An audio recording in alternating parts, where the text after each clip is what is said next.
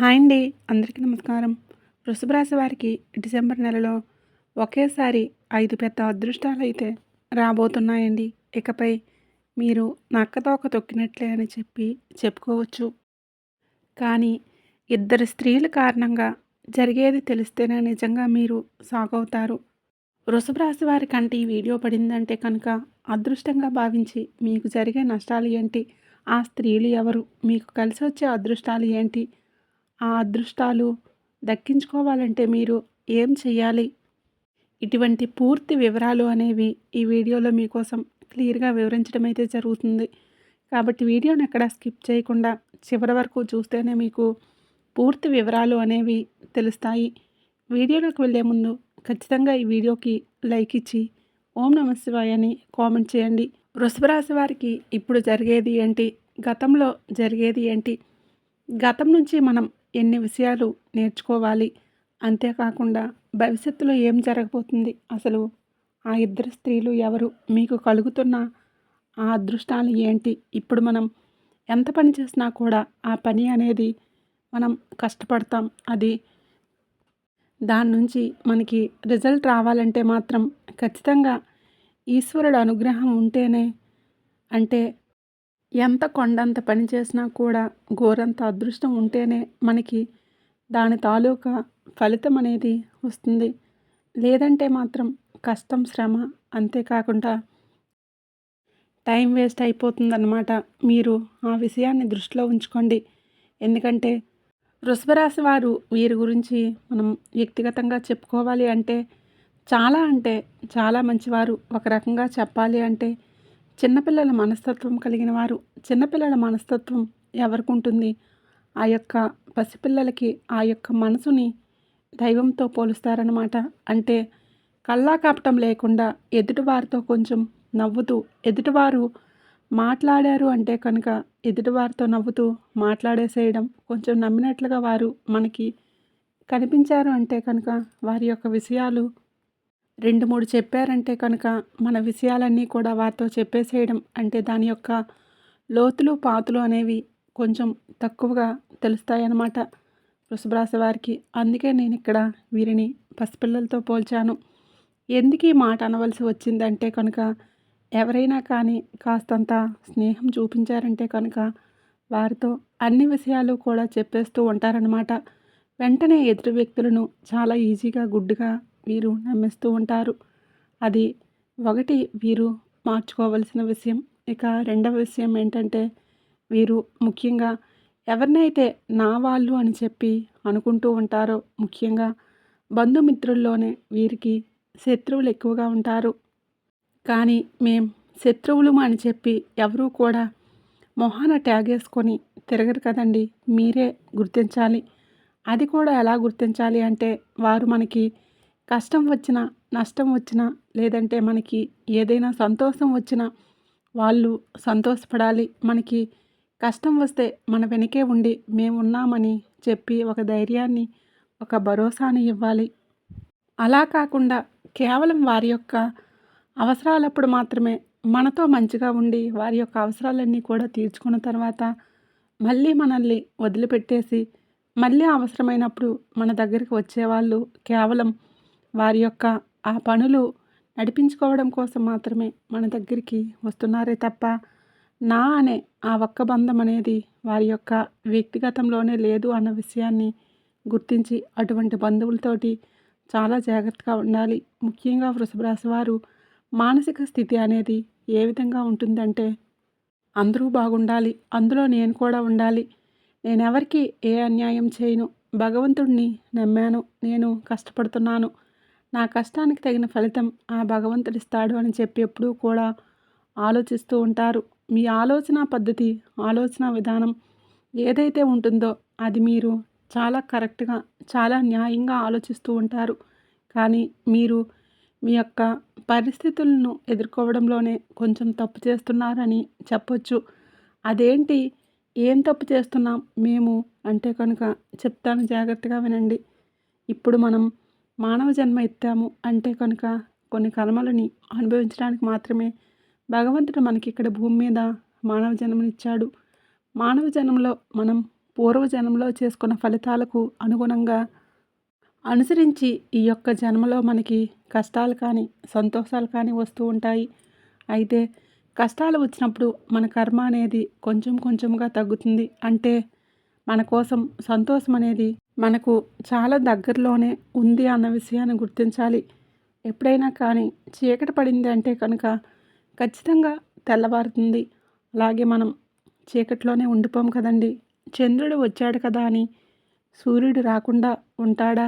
అలా జరగదు కదా. అలాగే మనకి కష్టం వచ్చిందని చెప్పి మనం కష్టంలోనే ఉండిపోము. ఖచ్చితంగా కష్టం నుంచి బయటపడతాము. మీకేంటి అంటే కనుక ఏదన్నా బాధ కలిగిందంటే కనుక అది మనసులోనే ఉంచి మిమ్మల్ని మీరు దహించేసుకుంటారనమాట. అంటే ఆ యొక్క మనసులో ఒక శోభని మీ యొక్క బంధువులతో చెప్పరు. లేదంటే మీ యొక్క పార్ట్నర్తో చెప్పరు. మీ యొక్క కుటుంబంతోనూ పంచుకోరు. ఎప్పుడైనా కానీ బాధ అనేది నలుగురితో పంచుకుంటేనే కాస్త మనసు అనేది తేలికనిస్తుంది. అలా కాకుండా నేను కష్టపడుతున్నాను కదా, నా కష్టం వేరే, ఎవరికైనా రాకుండా ఉంటే చాలు అన్న ఉద్దేశంతోటి వారు ఎక్కువగా ఆ బాధను వారే ఈదటానికి ఇష్టపడతారే తప్ప వారి యొక్క బంధుమిత్రులను ముఖ్యంగా వృషభ రాశి వారిని గమనించండి. ఎప్పుడైనా కానీ తనకు తాను కష్టపెట్టుకుంటాడు, తనకు తాను నష్టం చేసుకుంటాడు. తన కారణంగా ఎదుటివారికి ఏది నష్టం ఉండదు, కానీ కోపంగా కనిపిస్తారు. పాపం ఈ రాశివారు చాలా గంభీరంగా కనిపిస్తారు. మాట తీరు కూడా కొంచెం దురుసుగా కనిపిస్తూ ఉంటుంది. ఎప్పుడైనా కానీ మనిషి కోపంగా ఉన్న వాళ్ళతోనే మనం స్నేహంగా ఉండాలి. ఎవరైతే ఆవేశంగా ఉంటారో వాళ్ళ మనసు అనేది చాలా స్వచ్ఛంగా ఉంటుంది. ఏది కూడా వాళ్ళు మనసులో ఉంచుకోలేరు. వెంటనే మాటల రూపంలో బయటికి చెప్పేస్తారు. కోప్పడుతున్నారు అంటే మంచి వాళ్ళని చెప్పి అర్థం అన్నమాట. కాబట్టి వృషభ రాశి వారి యొక్క మంచితనం అనేది అట్లా చిన్న మాటతో వీళ్ళు మంచివాళ్ళు అని చెప్తే చాలదండి. వారితో ఎవరికైతే బంధం ఉంటుందో వారికి నిజంగా తెలుసు వారు ఎంత మంచివారు అని చెప్పి.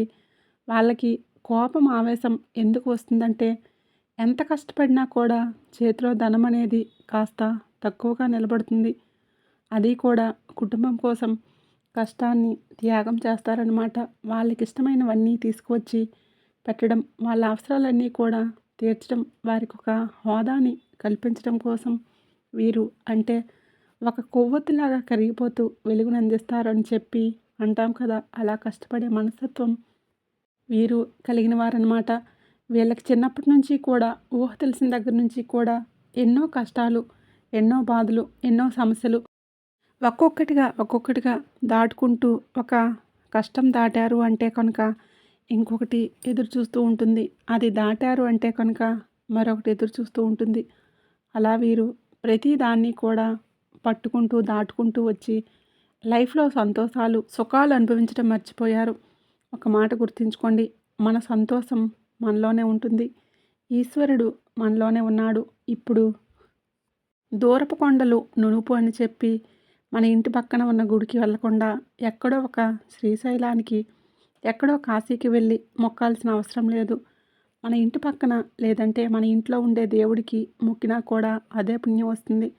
అంతేకాకుండా కాశీకి వెళ్ళి డబ్బులు ఖర్చు పెట్టుకొని అంత చేసుకున్నా కూడా అదే పుణ్యం వస్తుంది. ఇక్కడ వృషభ రాశి వారు తెలుసుకోవాల్సింది ఒకటేనండి, మీలోని దైవత్వం ఉంది, మీలోనే సంతోషం ఉంటుంది, మీలోనే కష్టం ఉంటుంది. మీరు ఆనందంగా ఉండాలి అనుకుంటే ఖచ్చితంగా ఆనందంగా ఉంటారు. లేదు నేను బాధపడుతూనే ఉండాలి, నా జీవితం ఇంతే అనుకుంటే ఖచ్చితంగా మీ జీవితం అంతే అవుతుంది. భగవంతుడి దగ్గరికి వెళ్ళి నాకు కష్టాలు వచ్చాయని చెప్తే ఆ ఈశ్వరుడు వీరి నోట్లో నుంచి పదే పదే కష్టాలు కష్టాలు అంటున్నాడు. కష్టాలంటే ఇష్టమేమో అని చెప్పి మనకి కష్టాలను ప్రసాదిస్తాడట. అలా కాకుండా నాకు సంతోషాలు, ఆనందాలు, ఐశ్వర్యాలు కావాలి అని చెప్పి అడిగితే ఖచ్చితంగా ఈశ్వరుడు సంతోషాలు, ఆనందాలు, ఐశ్వర్యాలు ఇస్తాడంట. మన బాధ ఏంటో ఆయనకు తెలుసు. మనం ప్రత్యేకంగా చెప్పాల్సిన అవసరం లేదు. నా బాధలు దూరం చేసి నాకు సంతోషాలు ఇవ్వండి అని చెప్పి మాత్రమే మనం కోరుకోవాలన్నమాట. కానీ ఈ యొక్క వృషభ రాశి వారు ఎప్పుడూ కూడా నాకు కోట్లు కావాలి, నేను కోటీశ్వరులు అవ్వాలి, నేను కోట్లు వేసుకొని తిరగాలి, నేను కారులో తిరగాలని చెప్పి ఏ రోజు కూడా కోరుకోరు. నాకు ఆరోగ్యం కావాలి, టైంకి నాకు కావలసినంత తిండి, నాకు అవసరానికి తగ్గ డబ్బు, నా కుటుంబం క్షేమంగా ఉంటే చాలు అన్న ఆ ఒక్క ఇదిలోనే ఉంటారే తప్ప వేరే ఏవి ఈ వృషభ రాశి వారు కోరుకోరు. అలాగే నేను సుఖపడతాను, నాకు డబ్బు వచ్చి పడాలి అని కూడా కోరుకోరు. కష్టపడతారు. మీరు కొన్ని ముఖ్యమైన విషయాలు తెలుసుకోండి. వృషభ రాశి వారు నేను చెప్తున్నాను అని చెప్పి మీకు కోపం వస్తే వచ్చినా కూడా నాకు పర్లేదు. ఎందుకంటే కనుక ఈరోజు ఈశ్వరుడు నా నోటి వెంట మీకోసం ఈ మాటలు పలికిస్తున్నాడేమో అని చెప్పి భావించి వినండి. ఎప్పుడైనా కానీ మీరు సంతోషంగా ఉండాలి అని చెప్పి మనసును మీరు సర్ది చెప్పుకోండి. నాకెప్పుడూ ఉండే కష్టాలే, నాకెప్పుడూ ఉండే బాధలే అని చెప్పి ఇలా అనుకోవద్దు. నేను హ్యాపీగా ఉండాలి. గతం గతః అని చెప్పి పాత విషయాలు మర్చిపోండి. గతంలో ఏం జరిగింది, ఎవరు ఎటువంటి వారు, చాలా అనుభవాలు, చాలా పాఠాలు, మీ యొక్క బాధలు, కష్టాలు మీకు నేర్పించాయి కాబట్టి వాటిని కొన్ని కావలసిన గుణపాఠాలుగా తీసుకోండి. గతం గతః అని చెప్పి మిగతావన్నీ కూడా మర్చిపోండి. ప్రస్తుతం గురించి మళ్ళీ రేపటి గురించి కూడా ఆలోచించవద్దు. ప్రస్తుతం ఈ నిమిషం ఎలా గడుస్తుంది, ఇప్పుడు నేను హ్యాపీగా ఉన్నానా లేదా, నా చుట్టూ ఉండే వాతావరణం హ్యాపీగా ఉంటుందా లేదా, నేను సంతోషంగా ఉన్నానా లేదా, వీటి గురించి మాత్రమే ఆలోచించండి. హ్యాపీగా ఉండండి. లైఫ్ని, మీ యొక్క జీవితాన్ని మీ ఇష్టానుసారంగా మీరు గడపండి. ఎవరో ఏదో అనుకుంటారు, చుట్టూ నలుగురు ఏదన్నా ఇది చేస్తే తప్పుగా అపార్థం చేసుకుంటారేమో, లేదంటే నా వాళ్ళల్లో నేను తప్పుగా కనిపిస్తానేమో అని చెప్పి ఎవరి గురించి కూడా ఆలోచించవద్దు. ఎందుకంటే అనుకునేవారు మీరు కష్టాల్లో ఉన్నప్పుడు, మీరు బాధల్లో ఉన్నప్పుడు 10 రూపాయలు తీసుకొచ్చి ఇవ్వరు. మీకు కనీసం ధైర్యాన్ని కూడా వారు నూరు పోసి చెప్పరు. మీరు సంతోషంగా ఉండండి అని ఏ రోజు కోరుకోరు. మీరు ఎట్లా కష్టపడుతున్నారు అని మంచి మాట మీతో ఎవరు కూడా మీ అనుకున్నవారు చెప్పరు. ఆ విషయాన్ని మాత్రం గుర్తుంచుకోండి. ఎప్పుడైనా కానీ ఎప్పుడు కూడా మీ సంతోషం మీలోనే ఉంటుంది. అలా సంతోషంగా ఉండటానికి, హ్యాపీగా ఉండటానికి, మిమ్మల్ని మీరు ఆరోగ్యంగా ఉంచుకోవడానికి, మీరు సంతోషంగా గడిపే ఈ క్షణాలే మీకు ముఖ్యం అన్న విషయాన్ని గుర్తుంచుకోండి. తర్వాత వచ్చేసి ఎవరు నా వాళ్ళు, ఎవరు పరాయి వాళ్ళు అని చెప్పి ఫస్ట్ తెలుసుకోండి. మీరు నీ వాళ్ళు అనుకునేవారు నీ వాళ్ళు కాకపోవచ్చు. అదే పరాయి వాళ్ళు అనుకున్నవారు మీ వాళ్ళు అవ్వచ్చు. ఇక్కడ ఎందుకు ఈ మాట మాట్లాడాను అంటే, ఎప్పటి రోజుల్లో రక్త సంబంధాలు మనం అనుకోగానే సరిపోదండి. మనం ఏ విధంగా అయితే ప్రేమను చూపిస్తున్నామో అవతల వారికి కూడా మన మీద అదే ప్రేమ ఉండాలి. అలా లేనప్పుడు మనం నా అని చెప్పి అనుకుంటే ఇప్పుడు ఒక చేత్తో చప్పట్లు కొట్టడం అవుతుందా? అవ్వదు కదా. 2 చేతులు కలిస్తేనే కదండి చప్పట్లు కొట్టడం అనేది అవుతుంది. కాబట్టి ఎప్పుడైనా కానీ నీ వాళ్ళ నుంచి నీకు ధైర్యం లభిస్తుందా? వారు నీకు అవసరానికి ఆదుకుంటున్నారా? నీ వారు నీకు కష్టంలో తోడుగా ఉన్నారా లేదా? నీకు కష్టం వచ్చినప్పుడు వారు వారి స్వార్థం వారు చూసుకొని దూరమైపోయారా? ఇటువంటివన్నీ కూడా మీరు క్యాలిక్యులేట్ చేసుకొని మీ వాళ్ళు ఎవరు, పరాయి వాళ్ళు ఎవరు అని చెప్పి గుర్తించి వారితో ఎక్కువ టైం స్పెండ్ చేయడానికి వారితోటి ఆ టైం ఉపయోగించుకోండి. అర్థమైంది కదండి. ఇక స్నేహం అనే పేరుతో మోసాలు చాలానే జరుగుతున్నాయి ఇప్పటి రోజుల్లో.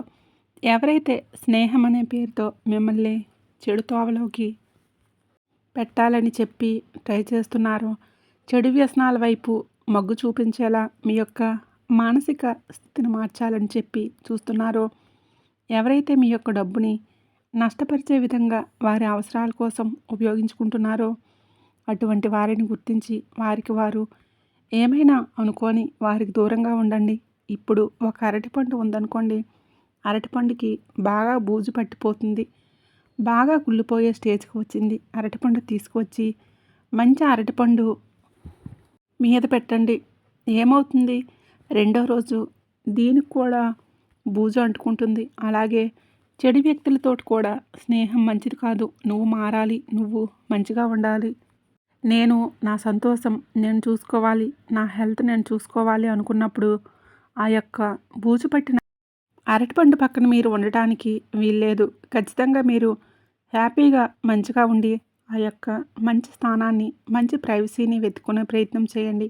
ఆటోమేటిక్‌గా మీకు అదృష్టం కలిసొచ్చేస్తుందనమాట. ఇవి కొన్ని పాయింట్స్ అనేవి గుర్తుంచుకోండి. ఎవరిని కూడా గుడ్డిగా నమ్మొద్దు. నమ్మి ఎవరితో కూడా మీ యొక్క పర్సనల్ అనేవి షేర్ చేసుకోవడం, అనవసరమైన వ్యక్తుల కోసం రూపాయి ఖర్చు పెట్టొద్దు. ఇక మీకు కలగబోతున్న ఒకేసారి 5 అదృష్టాలేంటో చెప్పమంటారా? ఒకటి, ఫస్ట్ వచ్చేసి అదృష్టం, మీరు మీ యొక్క వ్యక్తిగతమైన మార్పుని మీరు మార్చుకోవాలి అనుకుంటున్నారు. ఇది మొదటి అదృష్టం. ఇప్పుడు మనిషి ఎన్నో రకాలైన ఆలోచనలు, అంటే ఒక ఫోన్ ఉందనుకోండి, ఫోన్లో అనవసరమైన ఫోటోలు చాలా ఉంటే ఆ ఫోన్ మెమరీ అనేది ఫుల్ అయిపోతుంది. అలా కాకుండా వేస్ట్ ఫోటోలన్నీ డిలీట్ చేస్తే ఏమవుతుంది, ఫోన్లో ఫ్రీ స్పేస్ అనేది వచ్చేస్తుంది.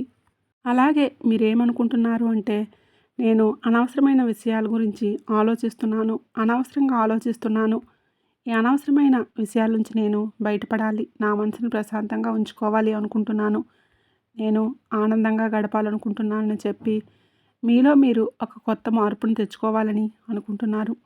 ఈ మార్పు రావడం దైవ సంకల్పం. అది మీరు అనుకుంటే వచ్చేది కాదు, ఆ భగవంతుడు అనుకుంటే వచ్చేది. అలా భగవంతుడు అంటే కనుక ఆ యొక్క ఈశ్వరుని అనుగ్రహం మీ మీద పడింది అని చెప్పి అర్థం. ఎందుకంటే అదృష్టం ఏముంటుంది చెప్పండి. ఇది మొదటి అదృష్టం. అంటే మీ మనసు ఇక నుంచి ప్రశాంతంగా ఉండబోతుంది అని చెప్పి అర్థం అన్నమాట. మానసిక సంతోషమే ఆయుస్సును పెంచుతుంది. ఇది ఫస్ట్ అదృష్టం. రెండవది, ఆరోగ్యమే మహాభాగ్యం అంటారు మన పెద్దలు. ఎందుకంటే ఒక్క ఆరోగ్యం ఉండి మనిషి శరీరపరంగా అన్ని అవయవాలు కూడా కరెక్ట్గా పనిచేస్తున్నప్పుడు డబ్బుదేముందండి, ఆటోమేటిక్గా డబ్బు సంపాదించుకోవచ్చు. ఆరోగ్యం బాగా లేకపోతే మనం డబ్బును సంపాదించలేం. కానీ ఆరోగ్యం బాగుంటే డబ్బును సంపాదించుకోవచ్చు. కాబట్టి ఆ యొక్క ఆరోగ్యం అనేది మీకు కలగబోతుంది. గత కొన్ని నెలల నుంచి కానీ కొంత గ్యాస్ట్రిక్ ప్రాబ్లమ్స్ తోటి, కొంచెం మానసికమైన ఒత్తిడితోటి, అనవసరమైన టెన్షన్లతోటి, కొన్ని భయాలతోటి, కొంత అంటే శారీరకంగా కొన్ని ఒళ్ళు నొప్పులు, కొంచెం చేతులు కాళ్ళు తిమ్మిరలుగా అనిపించడం, ఇటువంటి సమస్యలతోటి మీరు బాధపడుతున్నారు. ఈ సమస్యల నుంచి మీకు రిలీఫ్ అనేది దొరకబోతుంది. మీకు హెల్త్ పర్ఫెక్ట్ అవ్వబోతుంది. సో మీరు హెల్తీ ఫుడ్ తీసుకోండి. ఆరోగ్యకరంగా కాయలు అంటే ఫ్రూట్స్ మంచిగా, కూరగాయలు, మంచి జ్యూసులు, మంచిగా ఇంట్లో ఉండే ఆహార పదార్థాలు, వేడివేడిగా ఉన్న ఆహార పదార్థాలు, ఇటువంటివి తినండి. హ్యాపీగా మీకు సెట్ అయిపోతుంది. ఇక మూడవ అదృష్టం వచ్చేసి మీ యొక్క వృత్తి యందు మీరు లాభాలను చూడబోతున్నారు. ఇంతవరకు కూడా రూ. 1 పెట్టిన దగ్గర రూ. 1 మీకు లాభం వచ్చి ఉండవచ్చు. కానీ ఇక నుంచి రూ. 1 పెట్టిన దగ్గర రూ. 10 లాభం రాబోతుంది. కానీ ఇక్కడ మీరు గుర్తుంచుకోవాల్సిన విషయం ఏంటి అంటే కనుక, కష్టే ఫలి అన్న మాటని గుర్తుంచుకోండి. ఎంత కష్టపడతారో అంత కష్టానికి తగిన ప్రతిఫలం అనేది వస్తుంది. మీరు కష్టపడకుండా నేను కూర్చుంటే నాకు అనుకూలమైన టైం వచ్చింది కదా, నాకు వచ్చేస్తాయి డబ్బులు అని చెప్పి అనుకోవద్దు. కష్టపడితేనే మీకు ఆదాయం అనేది వస్తుంది. అంటే మీరు ఆశించిన దానికంటే రెట్టింపు వస్తుంది అన్న విషయాన్ని గుర్తుంచుకోండి. ఇక నాలుగవ అదృష్టం ఏంటంటే కనుక, మీరు మీ యొక్క జీవితంలో ఏదైతే సాధించాలని చెప్పి అనుకుంటున్నారో, అంటే ఏ స్థాయినైతే మీరు కోరుకున్నారో ఆ స్థాయి అనేది మీకు రాబోతుందన్నమాట. అంటే మీరు మీ యొక్క వృత్తి యందు నాకెంత టార్గెట్ ఉంది, ఈ టార్గెట్ని నేను రీచ్ అవ్వాలి. ఇప్పుడు ప్రతి ఒక్కరూ కూడా బిజినెస్లో నేను ఇది రీచ్ అవ్వాలని చెప్పి పెట్టుకుంటారు. అలా ఆ టార్గెట్ని అయితే మీరు రీచ్ కాబోతున్నారనమాట. అంటే మనం ఎంత చేస్తున్నా కూడా మనం కోరుకునే స్పాట్ ఒకటి ఉంటుంది. కోరుకునే స్పాట్ చేరుకుంటేనే మనిషి సంతోషంగా ఉండగలుగుతాడు. ఆ స్పాట్ని అయితే మీరు చేరుకోగలుగుతున్నారు. ఇది నాలుగో అదృష్టం. ఇది డెఫినెట్గా కలుగుతుంది మీకు. ఈ యొక్క మంత్ ఎండింగ్ కానీ లేదంటే జనవరి ఫస్ట్ వీక్ కానీ మీకు డెఫినెట్గా జరుగుతుంది. ఇది నాలుగో అదృష్టం. ఇక ఐదవ అదృష్టం, కుటుంబ పరంగా ఒక రకమైన ప్రశాంతకరమైన వాతావరణం. ఇప్పటివరకు కుటుంబంలో కొన్ని డిస్టర్బెన్స్, ఒకరినొకరు అర్థం చేసుకోలేకపోవడం, ఒకరి మధ్య ఒకరికి గొడవలు, ఒకరి కోపం వస్తే మరొకరు రెచ్చిపోవడం, ఒకరు రెచ్చగొడితే ఇంకొకరు బాగా ఆవేశంతో ఊగిపోవడం, గొడవలు, చికాకులు, ఇబ్బందులు, సమస్యలు. కుటుంబపరంగా ఇంటికి వెళ్తే మనశ్శాంతి లేదు. ఉన్న ఆడవాళ్ళకి కూడా మనశ్శాంతి ఉండదు. ఇటువంటి సమస్యలతో ఉన్నవారి కుటుంబపరమైన వాతావరణం అయితే అనుకూలం కాబోతుంది. వృషభ రాశి వారు కూడా అనుకుంటారు, అనవసరంగా ఎందుకు వద్దు, ఇది నా కుటుంబం, నేను అరిచి నేను అల్లరి చేయటం కరెక్ట్ కాదు, లేదా వాళ్ళకి కోపం వచ్చినప్పుడు నేనే తగ్గుతాను అని చెప్పి ఇటువంటి నిర్ణయం తీసుకున్న ఒక ప్రశాంతకరమైన పీస్ ఆఫ్ లైఫ్ని అయితే అనుభవించబోతున్నారు. ఇది చెప్పడానికి చిన్నగా ఉన్నా కూడా అనుభవించే వారికి కష్టం అంటే ఏంటో తెలుస్తుంది. దాని నుంచి బయటపడిన వారికి సుఖం అంటే ఏంటో తెలుస్తుంది. ఈ 5 అదృష్టాలు అయితే మీకు కలిసి రాబోతున్నాయి. ఈ 5 అదృష్టాలు కూడా మీలో మార్పు, అంతేకాకుండా మీ యొక్క మనసులో మార్పు, మీ చుట్టూ ఉండే ఆ యొక్క పరిస్థితుల్లో మార్పు అనేది మీరు చేసుకునే దాన్ని బట్టే ఉంటుంది. అయితే ఇక్కడ గుర్తుంచుకోండి, ఇవి కనుక మీరు ఆహ్వానించుకోగలిగితే మీ జీవితం ఇక నక్కతోక తొక్కినట్లే. ఎవడేమనుకున్నా కూడా పర్వాలేదు, మీ జీవితం మాత్రం ఒక అద్భుతాన్ని చూస్తుంది. ఇక ఇద్దరు స్త్రీల కారణంగా జరిగిందేంటో చెప్పమంటారా? ఈ ఇద్దరు స్త్రీలు ఎవరో చెప్పమంటారా?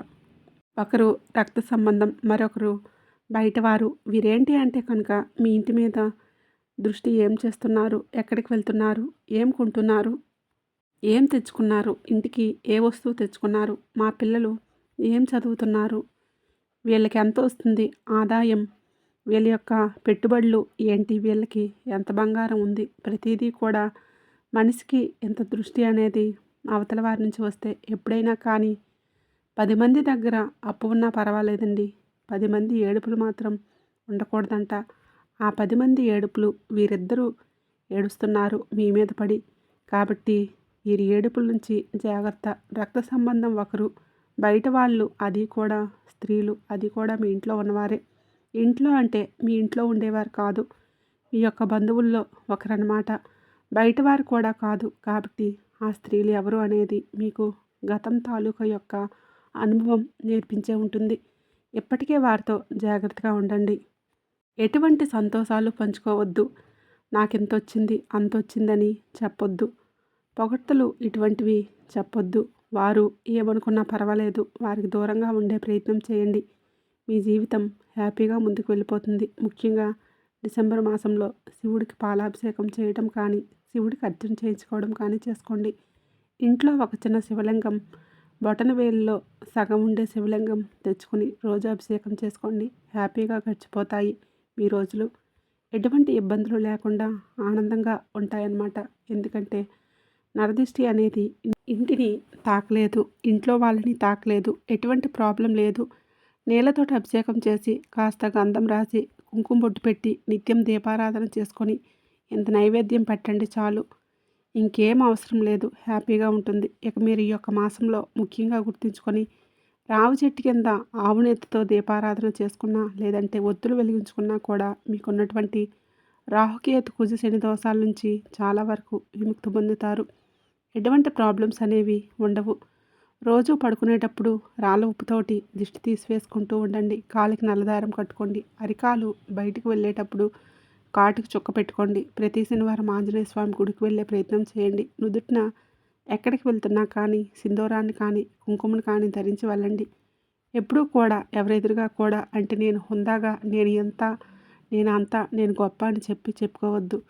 నరదిష్టి చాలా ప్రమాదకరం. నరదిష్టి మనిషి యొక్క పతనాన్ని కోరుకుంటుంది. కాబట్టి నరదిష్టికి దూరంగా ఉండాలి. అంటే ఎంతవరకు ఉండాలో అంతవరకు ఉంటేనే మంచిది అన్న విషయాన్ని గుర్తుంచుకోండి. ఓవరాల్గా ఈ నెల రోజుల్లో కూడా మీకు ఎటువంటి ప్రాబ్లమ్స్ అయితే ఉండవండి. అంటే వృత్తిపరంగా, ఉద్యోగపరంగా, వ్యాపారపరంగా, కుటుంబపరంగా, చిన్న పెద్ద బిజినెస్ల పరంగా, రియల్ ఎస్టేట్ వారికి, రాజకీయ రంగంలో ఉన్నవారికి, సినీ రంగ పరిశ్రమల్లో ఉన్నవారికి అందరికీ కూడా అనుకూలంగానే ఉంటుంది. హ్యాపీగా రోజులు గడిచిపోతాయి. కుటుంబ పరంగా ఏ ఇబ్బంది ఉండదు. అంతేకాకుండా లవర్స్ ఎవరైతే ఉన్నారో లవర్స్ పరంగా కొన్ని చిన్న చిన్న డిస్టర్బెన్స్ వచ్చే అవకాశం ఉంది. కాకపోతే వాటిని క్లియర్ చేసుకుంటారు. హ్యాపీగా గడిచిపోతుంది.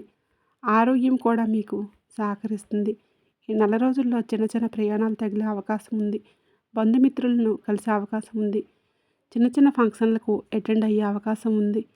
హ్యాపీగా ఉంటుంది. మీ ప్రాబ్లమ్స్ అయితే ఏమీ ఉండవు. కాకపోతే జాగ్రత్తగా మీరు ఉండాలి. ఎవరిని గుడ్డిగా నమ్మవద్దు. ఈ నెల రోజులు ఎటువంటి ఇబ్బందులు లేవు. వీడియో నచ్చినట్లయితే ఖచ్చితంగా లైక్ చేసి షేర్ చేయండి. అలాగే మన ఛానల్ని సబ్స్క్రైబ్ చేసుకోండి.